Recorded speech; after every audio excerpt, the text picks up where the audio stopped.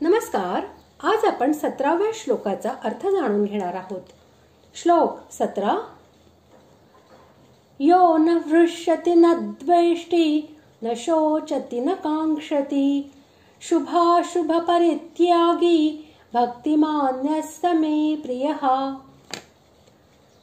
श्लोकाचा अर्थ, जो कधी हर्षयुक्त होत नाही, द्वेष करीत नाही, शोक करीत नाही, इच्छा करीत नाही, तसेच जो शुभ आणि अशुभ सर्व कर्मांचा त्याग करणारा आहे, तो भक्तियुक्त पुरुष मला प्रिय आहे.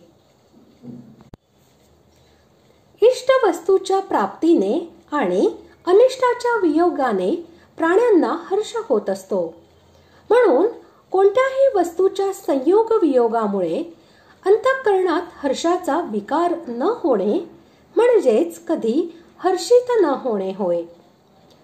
ज्ञानी भक्तांमध्ये हर्षरूपी विकाराचा पूर्ण अभाव दाखविण्यासाठी येथे या लक्षणाचे वर्णन केलेले आहे.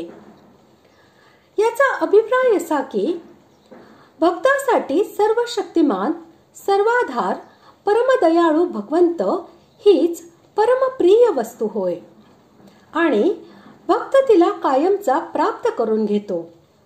म्हणून तो नेहमी परमानंदामध्ये स्थित राहतो. जगातील कोणत्याही वस्तूबद्दल त्याला किंचितही आसक्ती, द्वेष वाटत नाही. यामुळे लौकिक दृष्टीने होणाऱ्या एखाद्या प्रिय वस्तूच्या संयोगामुळे किंवा अप्रिय वस्तूच्या वियोगामुळे त्याच्या अंतःकरणात कधीही किंचितही हर्षाचा विकार होत नाही. भगवंतांचा भक्त द्वेष करीत नाही असे म्हणण्याचा अभिप्राय असा की भगवंतांचा भक्त हा संपूर्ण जगाला भगवंतांचे स्वरूप समजतो. म्हणून त्याला कोणत्याही वस्तूबद्दल किंवा प्राण्याबद्दल कधीही कोणत्याही कारणाने द्वेष वाटू शकत नाही. त्याच्या अंतःकरणातील द्वेष भावनेचा पूर्णतः अभाव झालेला असतो. भगवंतांचा भक्त कधी शोक करत नाही. याचा अभिप्राय असा की हर्षाप्रमाणेच भक्ताला शोकाचा विकार होत नाही. अनिष्ट वस्तूच्या प्राप्तीने आणि इष्ट वस्तूच्या वियोगाने प्राण्याला शोक होत असतो. भगवत भक्ताला लीलामय व परमदयाळू अशा परमेश्वराच्या दयेने भरलेल्या कोणत्याही गोष्टीमध्ये कधी प्रतिकूलता वाटत नाही. भगवंतांच्या लीलेचे रहस्य समजले असल्यामुळे तो प्रत्येक वेळी त्याच्या परमानंद स्वरूपाच्या अनुभवामध्ये मग्न असतो. मग त्याला शोक कसा होऊ शकेल? आणखीही एक गोष्ट आहे, ती म्हणजे सर्वव्यापी, सर्वाधार असा भगवंतच त्याला सर्वोत्तम, परमप्रिय अशी वस्तू आहे आणि त्याच्याबरोबर त्याचा कधीही वियोग होत नाही. तसेच सांसारिक वस्तूंच्या उत्पत्ती विनाशामुळे त्याचे काही चांगले वाईट होत नाही.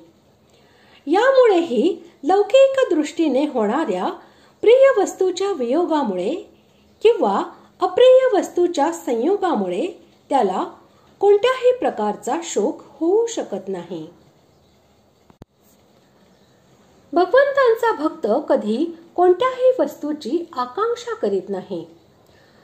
मनुष्याच्या मनात ज्या इष्ट वस्तूंचा अभाव वाटतो, तो मनुष्य त्याच वस्तूंची आकांक्षा करतो. भगवंतांच्या भक्ताला साक्षात भगवंतांची प्राप्ती झाल्यामुळे तो नेहमी परमानंद व परमशांती यांच्यामध्ये स्थिर राहून पूर्णकाम बनून जातो. त्याच्या मनात कधी कोणत्याही वस्तूचा अभाव वाटत नाही. त्याच्या संपूर्ण गरजाच नष्ट झालेल्या असतात. तो अचल प्रतिष्ठेमध्ये स्थित होतो. म्हणून त्याच्या अंतःकरणात सांसारिक वस्तूंची आकांक्षा असण्याचे कोणतेही कारण उरत नाही.